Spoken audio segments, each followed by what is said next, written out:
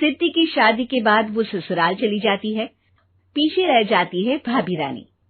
सिद्धि के ससुराल जाते ही भाभी कहती है, अरे वाह जी वाह, सारे कपड़े मेरे। हाय रे पैंट, अरे वाह वाह, मजा आ जाएगा। अरे ये सिद्धि की अलमारी के सामने खड़े होकर क्या बड़बड़ा रही है? जा जाकर देख मेहमानों को विदाई की मिठाई मिली कि नहीं। अब हाँ माँ जी, क्यों नहीं, लेकिन पहले कपड़े तो बदल लूं। अब रानी आ जाती है सिद्धि के उन कपड़ों में जो वो ससुराल जाने से पहले घर छोड़ जाती है। अरे रानी, कुछ दिन रुक जाती। अरे ये तो सिद्धि बिटिया को मैंने ही दिया था, बड़ा ही फबता था उस पर, तुझ पर तो कुछ खास नहीं लग रहा। अब वो ना मेरे सारे कपड़े गीले थे तो सोचा पहन लूं। वैसे भी सिद्धि को कौन सा दिन पुराने आउटडेटेड कपड़ों को पहनना है। वैसे भी ये सूट तो मैंने तभी पहना था, वैसे खास है भी नहीं ये।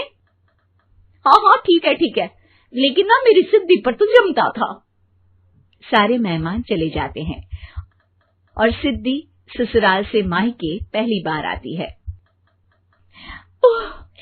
अपना घर, अपना कमरा, अपनी अलमारी। ये बोलकर जैसे ही सिद्धि अलमारी खोलती है तो सामने उसके कपड़ों की जगह कुछ और ही रखा होता है। माँ, ओ माँ, जरा कमरे में तो आना। सास और रानी वहां पहुंच जाते हैं। रानी ने पहनी होती है सिद्धि की जींस और टी शर्ट। अरे भाभी, ये क्या? ये तो मेरी बड़ी ही महंगी टी शर्ट है, इसे आपने घर में क्यों पहनी है? अरे बहुत मिलती है दीदी ये चौक की मार्केट में, 150 में। ओ भाभी प्लीज, ये एरोपोस्टल है, 2000 की एक टी शर्ट। ओहो, 2000 में तो दीदी 4 साड़ी आ जाए। अब क्या बोलूं? भाभी, ये मेरी अलमारी में छोटू के कपड़े, तो मेरे कपड़े कहाँ हैं? मेरी अलमारी में? अब दीदी आपको कौन से पुराने कपड़े पहनने थे? माना भाभी, लेकिन मैं जब घर आती तो यही सब पहनती ना। अरे तुम तो बड़ी कंजूस हो दीदी। खैर, वक्त आता है जब सिद्धि ससुराल के लिए रवाना हो रही होती है। अरे रानी, अंदर से सिद्धि का गिफ्ट ले आ, लड़की पहली बार ससुराल से मायके आई है। रानी अंदर जाती है और एक सिंपल सी साड़ी लेकर बाहर आ जाती है। ये लीजिए माँ जी। सास बेटी को गिफ्ट देकर ससुराल भेजती है। अगले दिन रानी एक सुंदर सी साड़ी पहनकर सामने आती है। अरे रानी, ये तो वो साड़ी है जो मैंने सिद्धि को देने के लिए दी थी जब वो ससुराल ले जाती, लेकिन ये तूने कैसे पहन ली? अरे माँ जी, ये साड़ी तो मुझे बहुत पहले से ही पसंद थी, लेकिन चिंता ना करिए, मैंने सिद्धि के लिए भी अच्छी सी साड़ी दी है। हाँ। तभी सिद्धि का फोन आता है। क्या माँ, कुछ अच्छा तो दिया होता ससुराल ले जाने के लिए। अरे पहले दिखा दिया होता।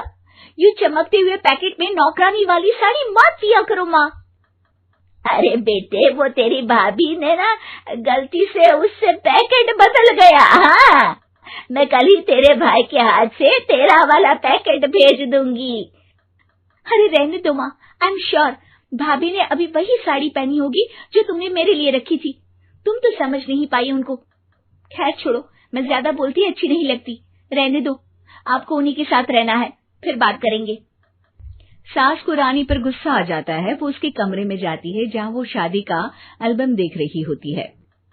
रानी, मार्केट जाकर एक ऐसी ही साड़ी लेकर आ, कल प्रतीक जाकर सिद्धि के घर दे आएगा। अरे क्यों माँ जी, कितनी साड़ी देनी है दीदी को? यहाँ कोई सेल लगी है क्या?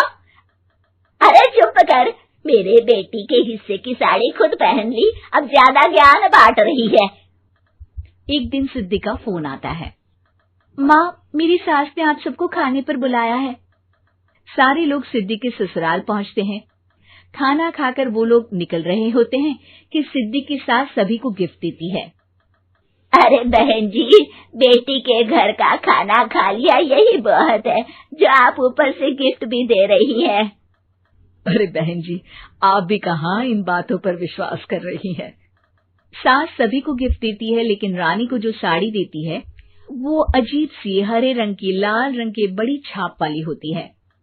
अरे छी, ये कौन पहनेगा? सासू माँ को तो जरी वाली इतनी सुंदर और मेरे लिए ये नौकरानी वाली।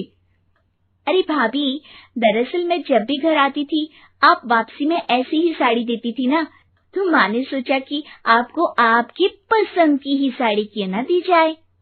बेचारी रानी, बोलती भी तो क्या। सिद्धि और सास रानी का चेहरा देखकर हंसने लगती है, तो रानी समझ जाती है कि अपने ही बिछाए जाल में वो फंस चुकी है।